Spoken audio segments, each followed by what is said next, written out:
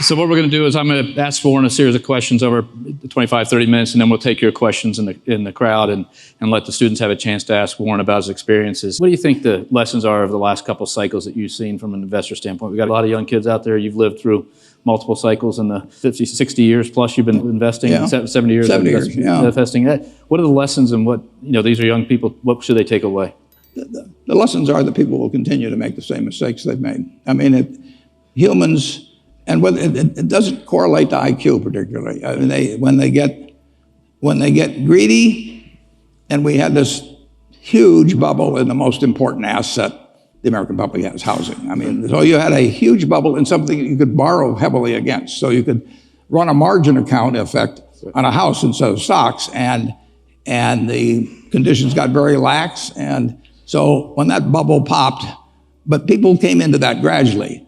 When they get fearful, it happens all at once. I mean, when people get scared, they all want to leave at one time. And we had them all want to leave at one time, and that'll happen again. It'll happen with a different set of circumstances, but the human animal will keep behaving pretty much the way it has in the past. So we will have periodic recessions. We'll have an occasional panic, which all recessions don't come from panics, but the good news is, if you look at the 20th century, in the 20th century, we had 2 world wars, we had the Great Depression, we had the flu epidemic, we had the Cold War, we had the atom bomb, you name it.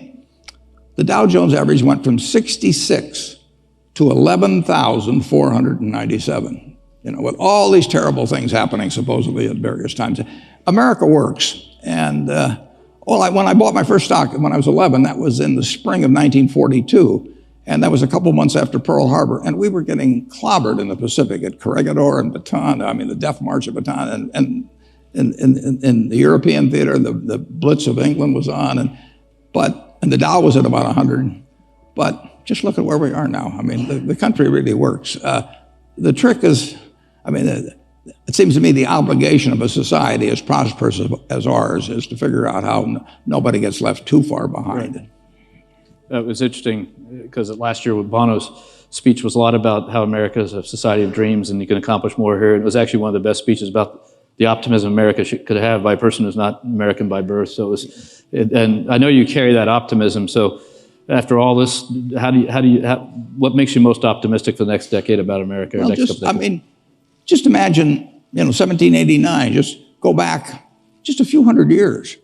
There wasn't anything here, in this country. And Sir Christopher Wren, I think, that designed St. Paul's Cathedral is buried there, and there's a little plaque there, and it says, if you seek my monument, look about you. Well, I say, in America, if you seek America's monument, look about you. This country has all come about in a few hundred years. We had less than 4 million people, when we became a country. China had 300 million people at that time. Europe had about 75 million. They were just as smart as we were. They worked just as hard as we did. They had natural resources that were similar to ours. And yet we ended up with a quarter of the world's GDP, a few hundred years later. We've got something that works, and we don't want to mess that up. We want to figure out what we do with this abundance better as we go along. But you don't have to worry about the system working. But you will have periodic recessions, and you will have an occasional panic brought on by something that who knows where it comes from,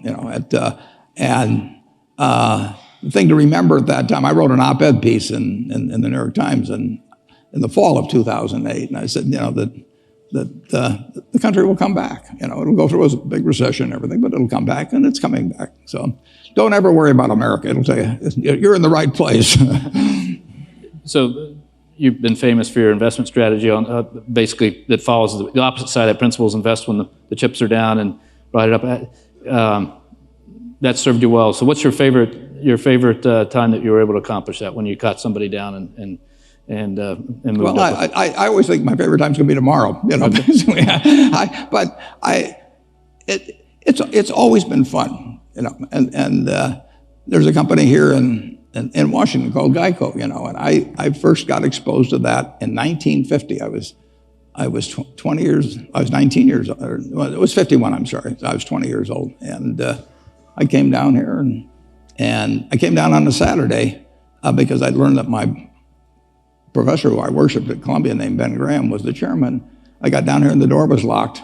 When I went to the building, because it was Saturday, and I pounded on the door, and some janitor let me in, and a marvelous fellow named Lorimer Davidson spent 4 hours with me teaching me all about insurance, and he helped me so much in life. You're going to get help by some wonderful people in life. It's a great thing to remember later on when you get to be my age, that all the help you've received from different people, because nobody does it alone. Obama got in trouble when he said that in the campaign, that nobody does it by themselves. Nobody does do it by themselves.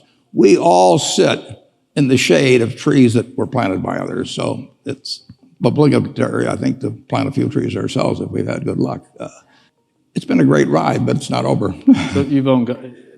When did you actually buy Geico? When did you invest in Geico the first time? Well, Geico, I bought. I met Lorimer Davidson when I was finishing up at Columbia, and then I started selling securities when I got out. And I went out to my Aunt Alice. My Aunt Alice would have bought anything from me. And so she bought 100 shares of Government Employees Insurance. It was the first stock I ever sold. And then a lot of years passed, and Mr. Davidson was very kind to me in a variety of ways. But I went in different directions. And then in 1976, the company got in big trouble because they miscalculated their reserves, and they were going broke. And so I came back here, and I bought a third of the company in the market in a very short period of time. And then in 1995, by now our third had become a half because they'd repurchased their shares. And I went out to see Mr. Davidson, who was out in Bethesda. He was 96 or 97. And he had a bunch of stock in Geico with no cost basis because he'd held it forever. And I said, Davey, if I make an offer for this company for cash, you're going to pay a big tax. And of course, if you die with the stock, you don't have that tax, and you get a stepped up basis. So I'm not going to make this offer unless it's all right with you. And he said to me, he said, Warren, he said, I've hoped for this all my life. And so we bought the rest of the company. He was a great man. I'm going to start a little bit where the president left off, which is, this is your hometown. This is a part of your hometown. So what are your best memories about being around Georgetown? And well, I delivered papers at Georgetown Hospital 66 years ago. And I developed this affinity because in the hospital, people tipped. My regular customers, the one that knew me, never tipped. But I would go to the hospital, and one of the things they would do, they would give me cash tips, but they also would tell me if they were a woman that had given birth to a baby that was, we'll say, 8 pounds, 11 ounces, they would whisper that number to me. And the numbers racket was very big in Washington that time, and they felt they were giving me this terribly valuable information, the exact time in which the baby was born or something. And I was supposed to bet on that number in the numbers racket that day. So I have a lot of memories of of Georgetown, and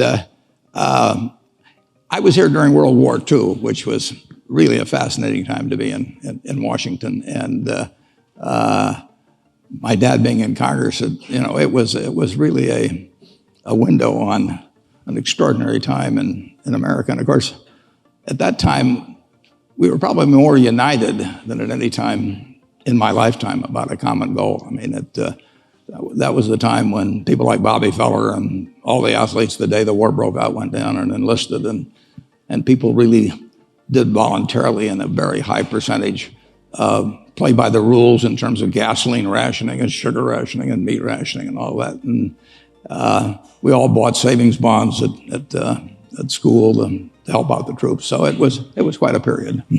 Well, so somewhere along there you started investing and changed the nature. And I've read stories that you started investing at 13, or whether they're true or not, but somewhere around that. And it was 11. what created the fascination with investing? It took me 5 years. I had to save $120. It took me 5 years to get the $120 to buy a stock, 3 shares of City Service Preferred when I was 11. My dad originally was in the investment business. He really wasn't very interested in it. But I would go down on Saturday morning, and he had these books there in the office, and I read all those. And then I went to the Omaha Public Library, and I read every book on investments in the Omaha Public Library by the time we moved to Washington. And then when we got here, I had the Library of Congress. Did you get through all those? Oh, I read everything, and I just found it fascinating. And incidentally, I find it fascinating today. I mean, it's it's an activity. If you're a baseball player or something, your legs may go or something. Well, my legs have long gone, but it doesn't make any difference in what I do. So it's, I literally have as much, I always have had fun working, but I have as much fun now as I've ever had in my life. I work with people I love doing what I love, and it just doesn't get any better than that.